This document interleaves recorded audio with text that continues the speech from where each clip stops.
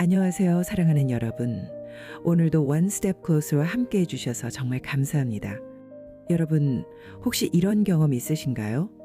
중요한 선택의 순간에서 이것도 저것도 다 가지고 싶어서 고민하다가 결국 아무것도 제대로 얻지 못한 경험 말이에요. 오늘 우리가 살펴볼 말씀은 바로 선택에 관한 이야기입니다.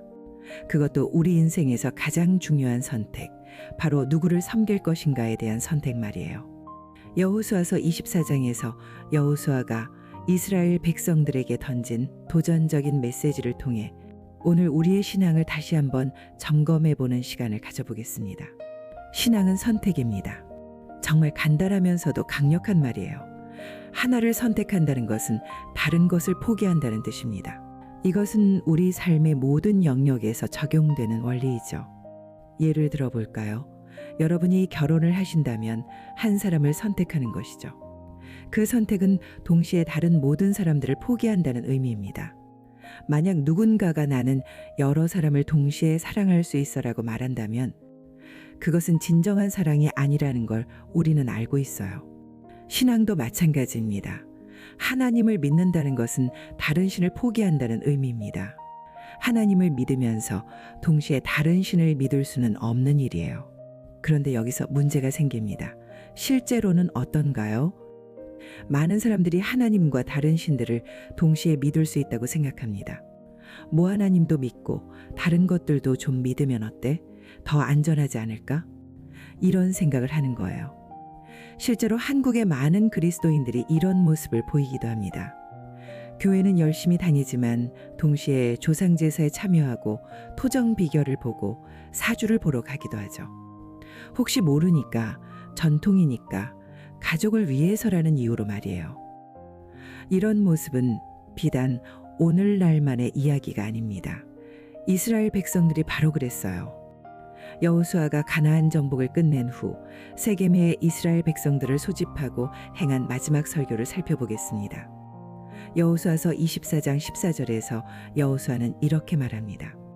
당신들은 이제 주님을 경외하면서 그를 성실하고 진실하게 섬기십시오. 그리고 여러분은 여러분의 조상이 강 저쪽의 메소포타미아와 이집트에서 섬기던 신들을 버리고 오직 주님만 섬기십시오. 잠깐, 이게 무슨 말인가요? 애굽을 떠난 게 얼마나 오래된 일입니까? 무려 40년이 넘었어요. 시내 산에서 하나님만 섬기기로 계약을 맺지 않았나요? 여호와의 이름으로 지금 가나안을 정복하지 않았나요? 그런데 이 마당에 다른 신들을 버리고 여호와만 섬기라니, 이 말은 무엇을 의미할까요? 바로 그들 중에 아직도 다른 신들이 자리 잡고 있다는 이야기입니다. 정말 놀라운 일이에요. 홍해가 갈라지는 기적을 목격했고 광야에서 40년 동안 만나와 메추라기로 먹여주신 하나님의 은혜를 경험했고 여리고 성이 무너지는 것을 보았던 그들이 말이에요.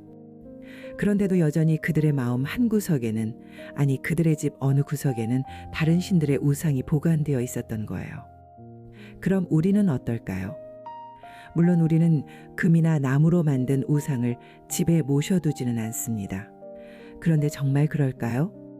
현대의 우상은 좀 더 세련되고 교묘합니다. 돈이 우상이 될 수 있어요. 하나님을 믿지만 그래도 돈이 있어야 안전하지라고 생각하며 돈을 더 신뢰하는 거예요. 명예나 성공이 우상이 될 수 있습니다. 하나님께 영광을 돌린다는 명목으로 실제로는 자신의 명예와 성공을 더 추구하는 거죠. 인간관계가 우상이 될 수도 있어요. 하나님보다 사람들의 시선과 평가를 더 두려워하고 의식하는 거예요. 심지어 교회나 목사님, 성경 공부 모임이 우상이 될 수도 있습니다. 하나님 자체보다 그런 종교적 활동이나 임무를 더 의지하게 되는 거죠. 실제 사례를 하나 들어볼게요. 어떤 성도님이 있었는데 교회는 열심히 다니고 헌금도 잘하고 봉사도 열심히 했어요. 그런데 사업이 어려워지자 점쟁이를 찾아갔습니다. 혹시 모르니까 한번 봐보자는 마음으로 말이에요. 그분은 자신이 하나님을 배신했다고 생각하지 않았어요. 그냥 추가적인 도움을 구한 것뿐이라고 생각했거든요. 또 다른 예로 어떤 청년이 있었는데 신앙생활은 열심히 하면서도 연애할 때는 하나님의 뜻보다는 자신의 감정과 욕망을 더 따랐어요. 하나님도 내가 행복하기를 원하실 거야 라고 합리화하면서 말이에요. 이런 모습들이 바로 이스라엘 백성들과 똑같은 모습이에요. 여호수아는 이런 상황에서 매우 도전적인 말을 합니다. 여호수아서 24장 15절 전반부에서 이렇게 말해요. 주님을 섬기고 싶지 않거든 다른 신을 선택해도 좋습니다. 그러나 무엇이 되었든 하나만 선택하십시오. 정말 강렬한 말이죠. 여호수아는 여기서 억지로 하나님을 섬기지 말라고 말하고 있어요. 대신 진짜로 선택하라고 말하는 거예요. 이것은 현대 우리에게도 동일하게 적용되는 말씀입니다. 정말로 하나님을 섬기고 싶다면 하나님만 섬기세요. 그럴 자신이 없다면 차라리 솔직하게 다른 것을 선택하세요. 하지만 양다리 걸치지는 마세요. 왜 이런 선택이 필요할까요? 첫째, 하나님은 다른 우상들과 동급으로 취급받는 것을 매우 싫어하시기 때문입니다. 그것을 하나님 모독이라고 간주하세요. 둘째, 양다리를 걸치면 결국 둘 다 잃게 되기 때문입니다. 하나님도 제대로 믿지 못하고 세상 것도 제대로 얻지 못해요. 셋째, 계속해서 고민하고 갈등하게 되어 평안이 없기 때문입니다. 사람들은 흔히 다다익선이라고 말합니다. 많으면 많을수록 좋다는 뜻이죠. 하나님도 믿고 우상도 섬기고 신들도 많으면 많을수록 좋지 않을까? 더 안전하지 않을까? 이런 생각은 보험을 여러 개 드는 것과 비슷해요. 혹시 모르니까 이것저것 다 해두자. 우상들은 그럴 수 있습니다. 우상들은 서로 경쟁하지 않아요. 오히려 함께 어울려서 사람들을 미혹시키죠. 그런데 하나님은 다릅니다. 그 점에 있어서 하나님은 매우 엄격하십니다. 출애굽기 20장 3절에서 하나님은 이렇게 말씀하세요. 너는 나 외에는 다른 신들을 내게 두지 말라. 이것은 독점욕이 아닙니다. 이것은 사랑입니다. 부모가 자녀에게 마약하지 말라고 말하는 것이 독점욕일까요? 아니에요. 자녀를 사랑하기 때문이죠. 마찬가지로 하나님이 나만 섬기라고 말씀하시는 것은 우리를 사랑하시기 때문입니다. 다른 것들이 우리를 해치는 것을 아시기 때문이에요. 실제로 이스라엘 역사를 보면 그들이 다른 신들을 섬길 때마다 망했어요. 개인적으로도 국가적으로도 파멸의 길로 갔습니다. 왜 그럴까요? 우상들은 거짓이기 때문입니다. 진짜 도움을 주지 못하거든요. 오히려 사람들을 속이고 파멸로 이끌어가죠. 그렇다면 왜 사람들은 하나님과 우상을 동시에 섬길까요? 첫 번째 이유는 다른 사람들이 다 그렇게 하기 때문입니다. 주변을 보세요. 대부분의 사람들이 이것도 저것도 하면서 살아가고 있어요. 종교도 여러 개 믿고 철학도 여러 개 받아들이고 가치관도 상황에 따라 바꿔가면서 살아가죠. 그런 상황에서 나는 오직 하나님만 믿겠다고 말하면 사람들이 뭐라고 할까요? 너무 극단적이야. 융통성이 없어. 독불장군이네. 시대에 뒤떨어졌어. 이런 말들을 듣게 되죠. 두 번째 이유는 그게 유행이고 대세이기 때문입니다. 현대사회는 포용성과 다양성을 강조합니다. 물론 좋은 가치들이에요. 하지만 이것이 신앙 영역에까지 적용되면 문제가 됩니다. 모든 종교는 다 좋은 것 아니야?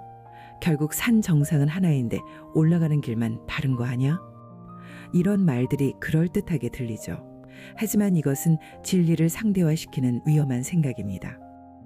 세 번째 이유는 좋은 게 좋은 거라는 생각 때문입니다. 이 말은 남들 좋은 게 나에게도 좋다는 뜻이에요. 갈등하지 말고 그냥 다 받아들이자는 거죠. 하지만 신앙은 그렇지 않습니다. 남들 다 좋아한다고 나도 따라하는 게 아니에요. 마태복음 7장 13절부터 14절에서 예수님은 이렇게 말씀하셨어요. 좁은 문으로 들어가라. 멸망으로 인도하는 문은 크고 그 길이 넓어 그리로 들어가는 자가 많고 생명으로 인도하는 문은 좁고 그 길이 협착하여 찾는 자가 적음이라. 남들이 다 넓은 길, 편한 길로 가도 나는 좁은 길로 가는 게 신앙입니다. 여호수아는 자신의 결단을 분명히 밝힙니다. 여호수아서 24장 15절 후반부에서 이렇게 선언해요. 오직 나와 내 집안은 주님을 섬길 것입니다. 정말 명확하고 단호한 선언이죠. 여기서 중요한 것은 여호수아가 나는이라고 말했다는 것입니다. 다른 사람들이 어떻게 하든 상관없이 자신의 선택을 분명히 한 거예요. 그리고 내 집안이라고 말했습니다. 개인적인 선택에 그치지 않고 가정의 방향성까지 정한 거예요. 현대를 살아가는 우리에게 이것은 어떤 의미일까요? 첫째, 다른 사람들의 선택에 휘둘리지 않는 것입니다. 다른 사람들이 다 그렇게 해도 나는 하나님만 섬기겠다. 이런 결단이 필요해요. 둘째, 가정의 영적 리더십을 세우는 것입니다. 특히 가정의 아버지들에게 중요한 메시지예요.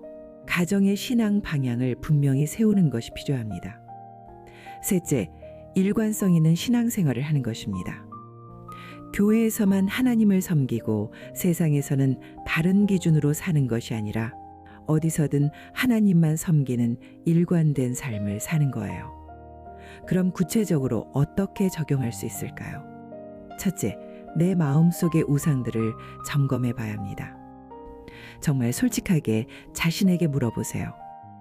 나는 지금 무엇을 가장 의지하고 있는가? 나는 무엇을 잃는 것을 가장 두려워하는가? 나는 무엇 때문에 가장 기뻐하고 슬퍼하는가? 그 답 속에서 내 마음의 우상을 발견할 수 있을 거예요. 둘째, 결정할 때마다 하나님의 뜻을 먼저 구해야 합니다.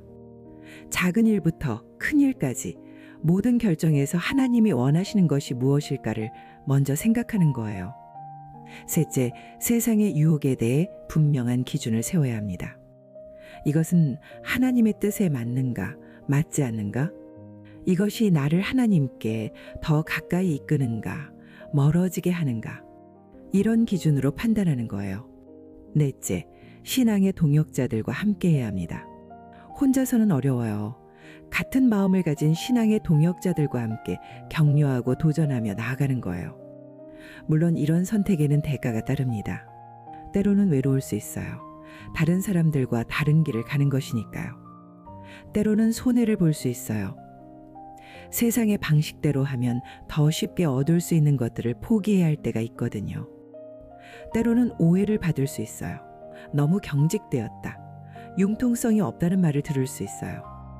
하지만 그럼에도 불구하고 이 선택을 해야 하는 이유가 있습니다. 첫째, 이것이 하나님이 원하시는 것이기 때문입니다. 둘째, 이것이 결국 우리에게 가장 좋은 것이기 때문입니다.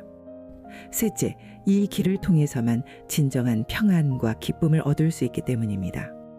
시편 16편 11절에서 다윗은 이렇게 고백합니다. 주께서 생명의 길을 내게 보이시리니 주의 앞에는 충만한 기쁨이 있고 주의 오른쪽에는 영원한 즐거움이 있나이다. 하나님만 섬기는 삶이 제한적이고 답답한 삶이 아니에요. 오히려 가장 자유롭고 기쁜 삶입니다. 여러분, 여호수아의 도전이 오늘 우리에게도 계속되고 있습니다.